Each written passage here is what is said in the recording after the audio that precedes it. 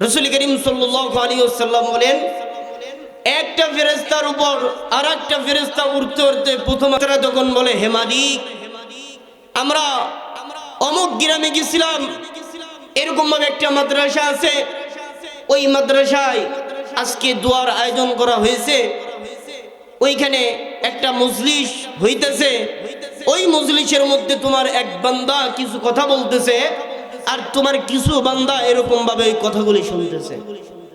আল্লাহ তাআলা বলেন, ওইখানে কি বিষয় নিয়ে কথা বলা হয়? রাসূল করিম সাল্লাল্লাহু আলাইহি ওয়াসাল্লাম বলেন, ফেরেশতারা তখন বলে, হে মালিক, ওইখানে তোমার জান্নাত জাহান্নাম কিনে কথা বলা হইতেছে, তোমাকে নিয়ে কথা বলা হইতেছে, তোমার কুরআন থেকে কথা বলা হইতেছে। আল্লাহ তাআলা তখন ফেরেশতাকে বলে, হে ফেরেশতারা, তারা কি আমার জান্নাত জাহান্নাম দেখছে? বলে না, কিন্তু তুমি যে জান্নাত জাহান্নাম সৃষ্টি করে রেখেছো এটা তারা বিশ্বাস করে। আল্লাহ তাআলা ফেরেশতাকে বলে, হে ফেরেশতারা, তারা মূলত চায় কি, তাদের আশা আকাঙ্ক্ষা কি? ফেরেশতারা তখন বলে, হে মালিক, তুমি তাদেরকে মাফ করে দাও, এটাই তারা চায়। আল্লাহ তাআলা ফেরেশতাকে বলে, ও আমার ফেরেশতারা, তোমরা সাক্ষী রাখো, ওই মজলিসের মধ্যে যত মানুষ আছে আমি আল্লাহ সকলকে মাফ করে দিলাম। বলেন সুবহানাল্লাহ। শুধু তাই নয়, জাহান্নামের মধ্যে যদি, জাহান্নামের খাতায় যদি এরকম ভাবে নাম থেকে থাকে, তো আমি আল্লাহ তাদের জাহান্নামের খাতা থেকে নাম কেটে দিয়ে জান্নাতের খাতায় নাম দিয়ে দিলাম। বলেন সুবহানাল্লাহ।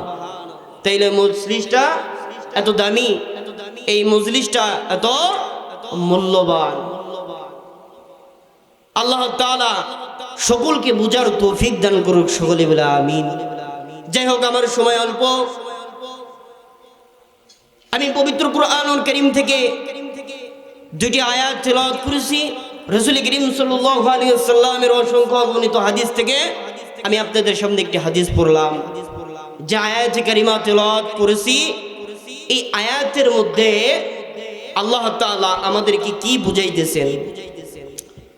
আল্লাহ তাআলা বলেন, ওয়ামা খালাকাতুল জিন্না ওয়াল ইনসা ইল্লা লিয়াবুদুন। আল্লাহ তাআলা এই আয়াতের মধ্যে আমাদেরকে বুঝাইতেছেন, হে দুনিয়ার মানুষ, আমি রব্বুল আলামিন তোমাদেরকে দুনিয়ার মধ্যে কেন প্রেরণ করলাম তোমরা জানোনি? আল্লাহ তাআলা এই আয়াতের মধ্যে বলেন, ওয়ামা খালাকাতুল জিন্না ওয়াল ইনসা ইল্লা লিয়াবুদুন। আল্লাহ তাআলা এই আয়াতের মধ্যে আমাদেরকে জানাইয়া দেন, হে দুনিয়ার মানুষ, তোমাদেরকে এবং জিন জাতিকে আমি রব্বুল আলামিন দুনিয়ার মধ্যে সৃষ্টি করলাম আমার গোলামি আর ইবাদত করার জন্য। জোরে বলেন না সুবহানাল্লাহ। তাহলে আল্লাহ তাআলা আমাদেরকে কি জন্য সৃষ্টি করলেন? আল্লাহ তাআলার গোলামি করার জন্য এবং ইবাদত করার জন্য। এই আয়াতের মধ্যে শুধু মানুষের কথা বলা হয় নাই, বরঞ্চ মানুষ এবং জিন জাতির কথা বলা হয়েছে। আল্লাহ তাআলা এই আয়াতের মধ্যে বলেন, আমি মানুষ জাতি এবং জিন জাতিকে সৃষ্টি করলাম আমার গোলামি আর ইবাদত করার জন্য। এরকম ভাবে আল্লাহ তাআলা এই আয়াতের মধ্যে জানাইয়া দেন, বান্দা, তোমাকে যেই জন্য আমি রব্বুল আলামিন সৃষ্টি করলাম, যদি এই উদ্দেশ্য যদি হাসিল করতে পারো, তাহলে আমার আপনার লাভ কি? দুনিয়ার মধ্যে যদি ইবাদত করি, দুনিয়ার মধ্যে যদি আল্লাহ তাআলার বন্দেগী করি, তাহলে আমার আপনার লাভ কি? শুনে নেন, আল্লাহ তাআলা ভিন্ন আয়াতের মধ্যে বলেন, ইন্নাল্লাযীনা আমানু ওয়া আমিলুস সালিহাতি কানাত লাহুম জান্নাতুল ফিরদাউসি নুজুলা। আল্লাহ তাআলা বলেন, হে দুনিয়ার মানুষ, তোমরা যদি আমি রব্বুল আলামিনের যদি গোলামি করতে পারো আর ইবাদত করতে পারো, যদি আমার গোলামি আর ইবাদত করে যদি ঈমান আর আমলটাকে যদি আমি রব্বুল আলামিনের কাছে নিয়ে আসতে পারো, তাহলে শুনে নাও, এই দুইটা জিনিসের বিনিময় আমি রব্বুল আলামিন তোমাদের জন্য রেখে দিয়েছি জান্নাত। জোরে বলেন না সুবহানাল্লাহ। যদি জান্নাতে যদি যাইতে চাই, জাহান্নাম থেকে যদি বাঁচতে চাই, তাহলে বলুন আমার আপনার কি করতে হবে? ইবাদত করতে হবে, আল্লাহ তাআলার গোলামি করতে হবে, আল্লাহ তাআলার হুকুম আমার আপনার মানতে হবে। তাহলে আমি আপনাদের সামনে যে আয়াত কারিমা তেলাওয়াত করলাম, এই আয়াতের মধ্যে আল্লাহ তাআলা ঈমান আর আমলের কথা বলছেন। ঈমান এবং আমল এই দুইটার বিনিময় আল্লাহ তাআলা আমাকে আপনাকে জান্নাত দিবেন। তাহলে এখানে যারা আমরা আছি, আমরা কিন্তু সকলেই মুসলমান না, আমরা কিন্তু সকলেই মুসলমান। তাহলে বোঝা গেল আমি আপনি ঈমান আনছে। রাসূল বলেন 6টা জিনিসের উপর ঈমান আনতে হবে। 1 নম্বর আল্লাহ তাআলাকে বিশ্বাস করতে হবে। বলেন আমরা আল্লাহকে বিশ্বাস করি কি করি না? আল্লাহকে বিশ্বাস করি না? আল্লাহকে কিন্তু আমরা বিশ্বাস করি। আর 2 নম্বর রাসূল বলেন রাসূলগণের উপর, রাসূলের উপরে ঈমান আনতে হবে।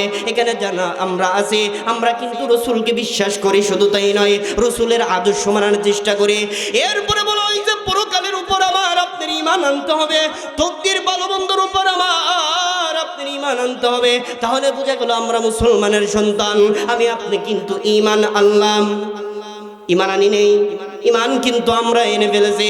তাহলে ঈমান আনার পরে আমার আপনার কাছকে যে আয়াত কারিমা তেলাওয়াত আমি আপনাদের সামনে করেছি, এই আয়াতের মধ্যে শুধু ঈমানের কথা বলা হয় নাই, বরং আমলের কথা বলা হয়েছে। আল্লাহ বলেন ঈমান আল্লাহ এবং আমল আমি রব্বুল আলামিনের কাছে যদি নিয়ে আসো, এই দুইটার বিনিময় আমি রব্বুল আলামিন তোমাদেরকে জান্নাত দেব। তাহলে আমি আপনি কিন্তু ঈমান আনলাম। এবার আমার আপনার কাজ হলো আমল করা। আমার আপনার কিন্তু কাজ হলো আমল করা। এই জিনিসটাই আমরা করতে চাই না। আমি আপনি ঈমান ঠিকই আনলাম, কিন্তু আমলের ক্ষেত্রে আমি আপনি দুর্বল। আমল আমরা একদমই করতে চাই না। আমল কি এটাও জানার দরকার আছে নি নাই? আল্লাহ রাসূল বলেন তুমি ঈমান আনলাম, ঈমান আনার পরে তোমার কাজ হলো আমল করা। দুনিয়ার মধ্যে সবচাইতে বড় আমল কি? ঈমান আনার পরে রাসূল বলেন ঈমান আনার পরে সবচাইতে বড় ইবাদত হলো 5 ওয়াক্ত নামাজ। সবচাইতে বড় ইবাদত কি? 5 ওয়াক্ত নামাজ। তাহলে ঈমান ঠিকই আনলাম। এবার ঈমান আনার পরে আমার আপনার আমল করার দরকার। আমল আমার আপনার করতে হবে। রাসূল বলেন ঈমান আনার পরে সবচাইতে বড় ইবাদত হলো 5 ওয়াক্ত নামাজ। এই 5 ওয়াক্ত নামাজ আমার আপনার আদায় করতে হবে। 5 ওয়াক্ত নামাজ আমার আপনার উপর কেমন গুরুত্ব! আল্লাহ রাসূল বলেন এই নামাজ এত দামি তোমরা জানোনি, এই নামাজ কেমন দাম তোমরা জানোনি। আল্লাহ রাসূল বলেন 1 ওয়াক্ত নামাজ যদি তোমরা কাজা করো, তাহলে 1 হুব্বা পরিমাণ তোমার আমার এরকম ভাবে তোমাদের জাহান্নামের মধ্যে কাটাইতে হবে। কয় হুব্বা পরিমাণ? 1 হুব্বা পরিমাণ আমার আপনার জাহান্নামের মধ্যে থাকতে হবে। আল্লাহ রাসূল হাদিসের মধ্যে ভেঙে বলেন 1 হুব্বা পরিমাণ কি বুঝাইছে জানুনি? বলে 2,88,00,000 বছর তোমার আপনার এরকম ভাবে আমার আপনার জাহান্নামের মধ্যে থাকতে হবে। কয় ওয়াক্ত নামাজ কাজা করার কারণে? 1 ওয়াক্ত নামাজ কাজা করার কারণে। 1 ওয়াক্ত নামাজ কাজা করার জন্য যদি 2,88,00,000 বছর যদি আমার আপনার জাহান্নামের মধ্যে থাকতে হয়, তাহলে আপনি একটু ভেবে দেখেন, এখানে যারা আমরা উপস্থিত আছি, কারো 20 বছর বয়স হয়েছে, কারো এরকম ভাবে 60 বছর বয়স হয়েছে, কারো 30 বছর বয়স হইল, কারো 50 বছর বয়স হইল। এবার আপনি জীবনের হিসাব করে দেখেন, আপনার জীবনের যদি 12 বছর পর থেকে যদি নামাজ ফরজ হয়ে থাকে, এরকম ভাবে নামাজ আদায় করতে হবে 12 বছরের পর থেকে যদি এরকম হয়ে থাকে, তাহলে আপনার 50 বছর বয়স হইল। আপনি নিজে হিসাব করে দেখেন, এই 50 বছরের মধ্যে আপনি কয় ওয়াক্ত নামাজ পড়লেন আর কয় ওয়াক্ত কাজা করেছেন? 1 ওয়াক্ত কাজার কারণে যদি 2,88,00,000 বছর যদি আবার আপনার যদি জাহান্নামের মধ্যে থাকতে হয়, তাহলে এরকম ভাবে 20 বছর নামাজ পড়লাম না, এটার কারণে আমার আপনার কয় বছর জাহান্নামে থাকতে হবে? এই জন্য এখনো সময় আছেন, 5 ওয়াক্ত নামাজ আদায় করবেন, রাসূলের সুন্নাত মতন চলার চেষ্টা করেন। এই আমলগুলো যদি আমি আপনি করতে পারি, তাহলে আল্লাহ যে আমাদেরকে ওয়াদা দিয়েছেন জান্নাত দিবেন। এই দুনিয়ার শান্তি কিছুই নয়, দুনিয়ার মধ্যে যদি এরকম ভাবে আমি আপনি শান্তি পাওয়ার জন্য কত কষ্ট করে থাকি, দুনিয়ার মধ্যে শান্তি পাওয়ার জন্য কত এরকম ভাবে পরিশ্রম করতে থাকে, তাহলে আপনি হিসাব করে দেখেন দুনিয়ার মধ্যে যদি 60 বছর থাকার কারণে যদি এত কষ্ট করি, এত টাকা পয়সা যদি আমার আপনার যদি প্রয়োজন হয়, তাহলে আখিরাতের মধ্যে অনন্তকাল আমার আপনার থাকতে হবে। যেই জীবনের শুরু আছে শেষ নাই, ওই জীবনে আমার আপনার অনন্তকাল থাকার জন্য আমার আপনার কি প্রয়োজন?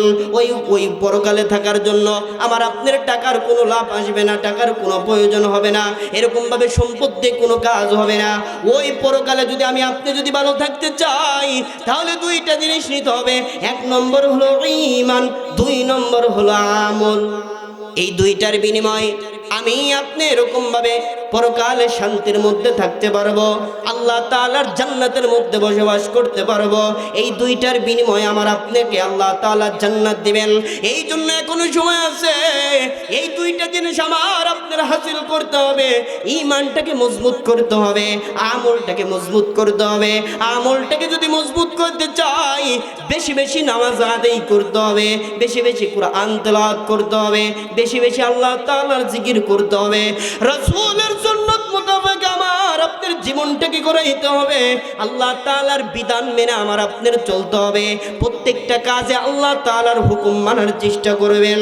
রাসূল কারীম সাল্লাল্লাহু আলাইহি ওয়াসাল্লামের প্রত্যেকটা কাজে এরকম ভাবে সুন্নাত মানার চেষ্টা করবেন।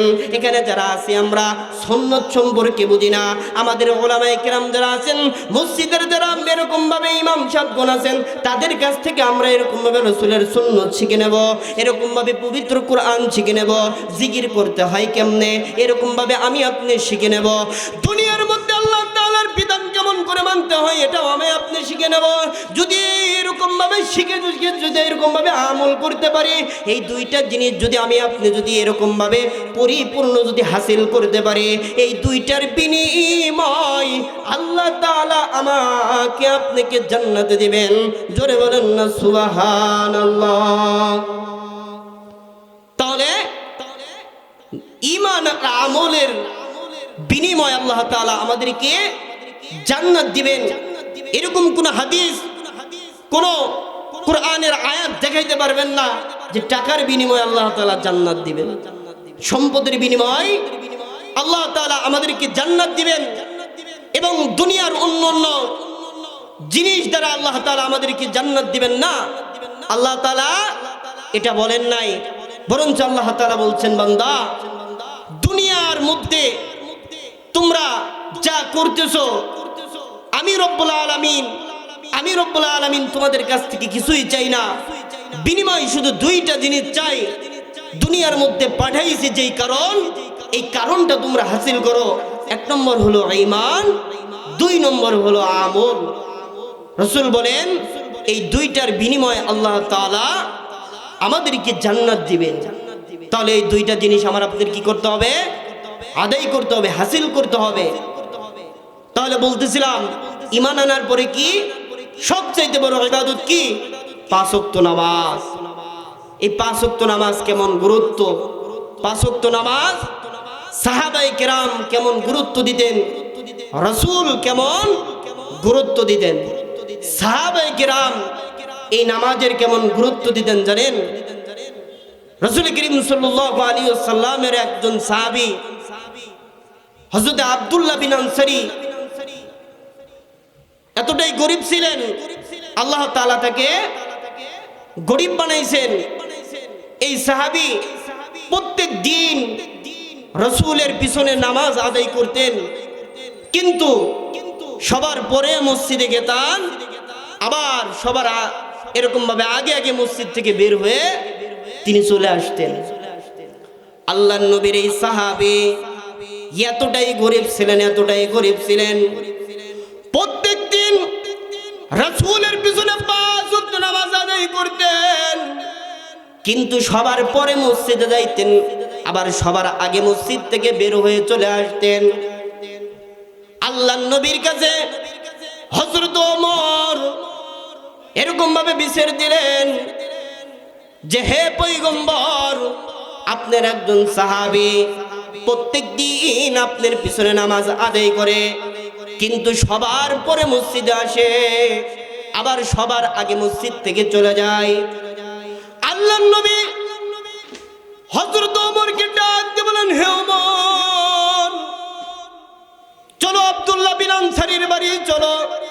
আব্দুল্লাহ বিন আনসারীর বাড়ি যাইয়া আমরা খোঁজ নেই তার কোনো সমস্যা আছে কিনা।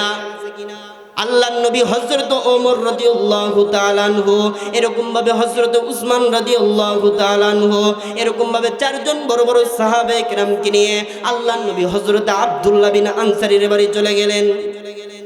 হযরত আব্দুল্লাহ বিন আনসারীর বাড়ি যাওয়ার পরে আব্দুল্লাহ বিন আনসারীর দরজার সামনে যাইয়া এরকম ভাবে হযরত ওমর আব্দুল্লাহ আব্দুল্লাহ বলে ডাকতেছিলেন, কিন্তু ভিতর থেকে কোনো সাড়া দেয় না, ভিতর থেকে কোনো আওয়াজ পাওয়া যায় না। পয়গম্বর হযরত ওমরকে ডাক দিয়ে বলেন, ওমর চলো আমরা বাড়ি চলে যাই, মসজিদে চলে যাই। হযরত আব্দুল্লাহ বিন আনসারী মনে হয় ব্যস্ত আছেন, হয়তো তিনি ঘুমিয়ে গেছেন। হযরত ওমর ডাক দিয়ে বলেন, ইয়া রাসূলুল্লাহ, তিনি এই মুহূর্তে ঘুমান নাই, এই মুহূর্তে তিনি মসজিদে নববী থেকে আসছেন, তিনি ঘুমাইতে পারেন না, তিনি ঘুমাইতে পারেন না, আপনি একটু অপেক্ষা করেন। হযরতে ওমর এইভাবে ডাকতেছিলেন। অবশেষে পয়গম্বর বললেন, হে ওমর চলো আমরা আব্দুল্লাহর কাছে পরে আসব। পয়গম্বর যখন এই কথা বলতেছিলেন, এরকম ভাবে হযরত ওমর রাদিয়াল্লাহু তাআলা আনহু পয়গম্বরকে নিয়ে এরকম ভাবে মসজিদের দিকে রওনা হবেন, এমন ভাব, অর্থাৎ এরকম ভাবে বাড়ি থেকে তিনি বের হয়েছেন। বাড়ি থেকে যখন রাসূল বের হয়েছেন, আব্দুল্লাহ বিন আনসারী ঘর থেকে বের হয়ে দরজা খুলে দেখে পয়গম্বর আমার বাড়িতে।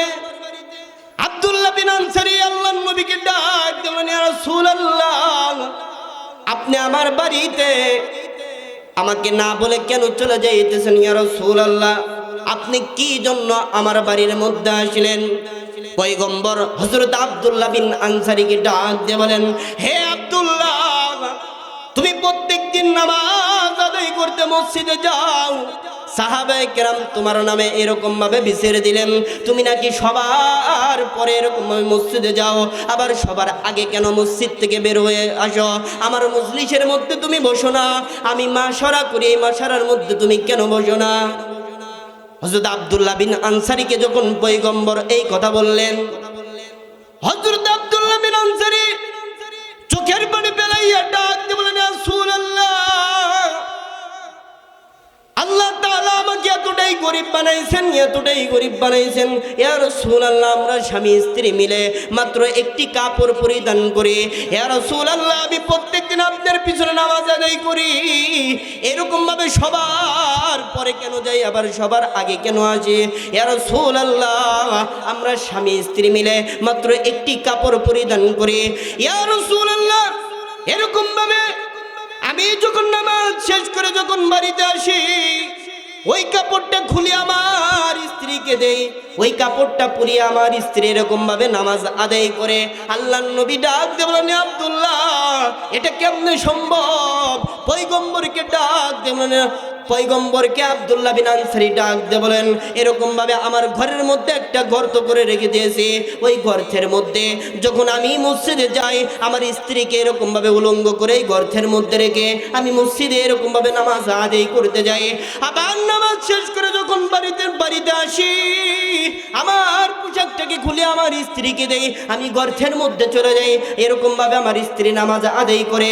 এই জন্য আমি সবার পরে মসজিদে যাই, আবার সবার আগে মসজিদ থেকে বেরে আসি। জোরে বলেন না সুবহানাল্লাহ।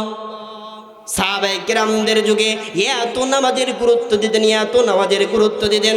ঘরে কোনো খাবার থাকতো না, পরনে কোনো পোশাক থাকতো না, এরকম ভাবে এরপরেও রাসূলের সুন্নত এত গুরুত্ব দিতেন, রাসূলের কথা এত গুরুত্ব দিতেন, নামাজের কথা এত গুরুত্ব দিতেন, এরকম ভাবে কোরআনের কথা এত তারা গুরুত্ব দিতেন। আপনি একটু ভেবে দেখেন, তারা স্বামী স্ত্রী মিলে একটি পোশাক, এই পোশাক পরিধান করে, এরকম ভাবে এরপরেও নামাজ ছাড়ে নাই। প্রত্যেকদিন 5 ওয়াক্ত নামাজ এরকম ভাবে রাসূলের পিছনে আদায় করেছেন, মাত্র স্বামী স্ত্রী মিলে একটা পোশাক পরিধান করতেন। আপনি একটু ভেবে দেখেন, আমার আপনার পোশাকের কোনো অভাব নাই, এরকম ভাবে খানার কোনো অভাব নাই, রাসূলের যুগে সাহাবায়ে কেরাম 3 দিন না খেয়ে থাকছেন। 3 দিন কোনো এরকম ভাবে ঘরের মধ্যে কোনো খাবার থাকে নাই। এরকম ভাবে আপনি দেখাইতে পারবেন যে এই জামানার মধ্যে কোনো মানুষ একদিন না খায়া থাকতে পারে, এরকম কি আছে? এরকম কিন্তু নাই। একজন যিনি এরকম ভাবে দৈনন্দিন এরকম ভাবে প্রত্যেক দিন এরকম ভাবে মানুষের থেকে চায়া চিনতে এরকম ভাবে ভিক্ষা করে খায়, এরপরেও কিন্তু তিনি না খাইয়া থাকেন না। প্রত্যেক দিন কিন্তু এরকম ভাবে 3 বেলা খানা খায়। অথচ রাসূলের যুগে একটু ভেবে দেখেন, তাদের ঘরের মধ্যে 3 দিন খাবার থাকতো না, এরপর রাসূলের কথা তারা অমান্য করেন নাই, কুরআনের কথা অমান্য করে নাই, হাদিসের কথা অমান্য করে নাই, আল্লাহর বিধান তারা অমান্য করেন নাই। নামাজ তারা 5 ওয়াক্ত আদায় করেছে সময় মতন। এরকম ভাবে 5 ওয়াক্ত নামাজ মসজিদে যায় তারা এরকম ভাবে আদায় করতেন। রাসূলের সুন্নত মতন তারা চলার চেষ্টা করতেন। আল্লাহর কুরআন যেটা বলে সেটা মানার চেষ্টা করতেন, হাদিস যেটা বলে সেটা মানার চেষ্টা করতেন। তাদের জামানাটা কেমন ছিল? এত কঠিন অবস্থা থাকার পরেও আল্লাহর বিধান তারা অমান্য করেন নাই, এরকম ভাবে নামাজ ছাড়েন নাই। আজ আমাদের কোনো টাকার পয়সা অভাব নাই, খানার কোনো অভাব নাই, পোশাকের কোনো অভাব নাই, এরপরেও আমি আপনি আল্লাহ তাআলার হুকুম পালন করি না, রাসূলের সুন্নত অমান্য করে আল্লাহ তাআলার বিধান মতন আমি আপনি চলি না। আপনি একটু ভেবে দেখেন, আল্লাহ তাআলা দুনিয়ার মধ্যে আমাকে আপনাকে যেমনি ভাবে পাঠাইছেন, আবার কিন্তু এই দুনিয়া থেকে আমার আপনার চলে যাইতে হবে। চলে যাইতে হবে না? দুনিয়া থেকে কিন্তু আমার আপনার চলে যাইতে হবে। লিল্লাহে তাকবীর, নারে তাকবীর। আজকের জালসার দ্বিতীয় বক্তার আগমন।